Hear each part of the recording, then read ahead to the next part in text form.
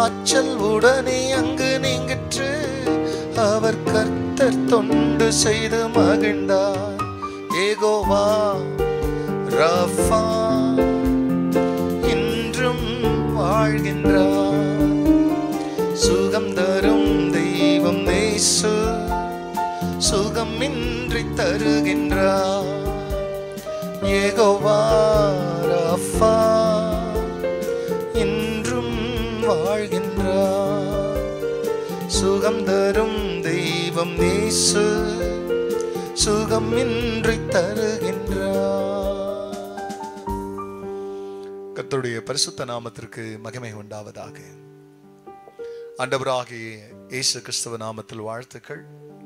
கிருபையும் சமாதானமும் உங்களுக்கு பெருகுவதாக.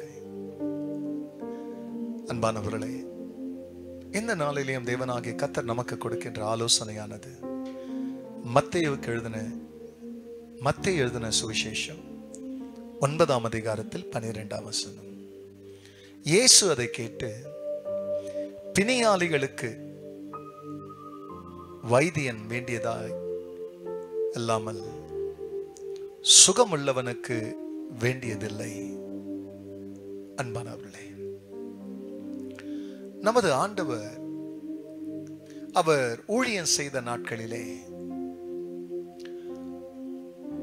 அவர் ராஜ்யத்தினுடைய நற்செய்திகளை தெரிவித்த பொழுது வியாதிகளை சுகமாக்கினார், பாவிகளை ஏற்றுக்கொண்டார். அவரை எதிர்த்த ஒரே கூட்டம் வேதத்தை கையில் வைத்துக் கொண்டிருந்தவர்கள். இன்றைக்கு குற்றப்படுத்துறதுலாம் பார்த்தீங்கன்னா, உலகத்தான் நம்மளை குற்றப்படுத்துறது வேற. ஆனா இந்த பரிசேய வேத பாரக ஆவி எல்லா காலங்களிலுமே கிரியை செய்யும். அவர்கள் தங்களை அதிக நீதிமான்களாக எண்ணி, நம்மளும் அதாவது இரக்கத்தால் ரட்சிக்கப்பட்ட பாவிகள், எவ்வளவு பெரிய பரிசுத்தவானா இருந்தாலும் குறையில்லாதவன் இந்த உலகத்தில் ஒருவனும் இல்லை. இப்போ இது ஒரு ஊழியக்காரன் இல்ல, தெய்வம் ஏசப்பா. இப்போ ஏசப்பாவை நான் குறை சொல்றானுங்க. இவர் பாவிகள் வீட்டில் போய் சாப்பிட்றாரு, இவர் ஆயக்காரர்களோடு கூட ஐக்கியமா இருக்கிறாருன்னு அவரை குறை சொன்னதை கர்த்தர் கேட்டு இப்ப சொல்றாரு, யார் வியாதி ஆகிறானோ அவனுக்கு தான் வைத்தியம் தேவை, சுகமா இருக்கிறவனுக்கு தேவை இல்லைனார். அதுபோல இந்த உலகத்துல எனக்கு அன்பானவர்களே, பரிசுத்தவான்கள் என்ற போர்வையிலே மற்றவர்களை குற்றவாளியாக்குற எத்தனையோ பரிசுத்தவான்கள் இருக்கும் பொழுது, பாவிகள் என்று படைத்தவரே சொன்னாலும் கூட அவர் பாவிகளுடைய சிநேகிதனாய் அவர்களை ஏற்றுக்கொண்டு அவர்களை நீதிமானாக்கினார். ஆகையால் உலகம் உங்களை என்ன சொல்லுதுன்றதை யோசிக்காதீங்க. உங்க பாவத்தை அறிந்தவர் உங்களோடு கூட ஐக்கியம் கொண்டு அவர் உங்களோடு கூட பிரியமானவர்களே, அவர் உண்ணுகிறதினாலே அவருடைய சுபாவங்களுக்கு நீங்க பங்காளியாய் மாறி எல்லா ஆயக்காரரும் பாவிகளும் மாறினது போல கர்த்தர் நம்மையும் மாற்றுவார். அந்த நம்பிக்கையோடு கூட தெய்வத்தை நோக்கி பார்ப்போம்.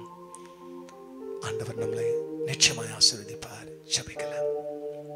பரிசுத்தரே, இன்றைக்கு எத்தனையோ ஆண்டவரே மக்கள்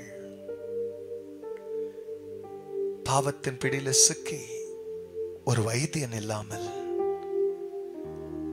நித்திய மரணத்துக்குள் கடக்கிறவர்கள் எத்தனையோ பேர் இருக்கிறார்கள். அதிலே ஒரு சில மக்கள் அவர்கள் அதிக நீதிமான்கள் சொல்லாம நீதிபரரை குறித்து சொல்லும்படியாய் சிலரை எடுத்து பயன்படுத்துகிறீர். அந்த அன்பு உள்ளங்களுக்காய் நன்றி. இன்னும் பயன்படுத்துங்க. அநேக பாவிகள் தெய்வத்தை அறிகிற அறிவுக்கு நேராய் வரட்டும், ரட்சிக்கப்படட்டும். கர்த்தர் அப்படி செய்ததற்காய் ஸ்தோத்திரம். எல்லா மகிமையும் கர்த்தர் நேரிடும். நன்மைப்பர் இயேசுவ நாமத்தில் வேண்டிக் கொள்கிறேன் பிதாவே. ஆமென், ஆமென். மனம் இறங்கும் தெய்வம் இயேசு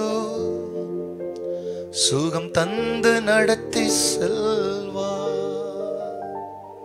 God bless you. Have a blessed day. மறக்காம மற்றவங்களோடு ஷேர் பண்ணுங்க. கர்த்தர் உங்களை ஆசீர்வதிப்பார். ஆமென்.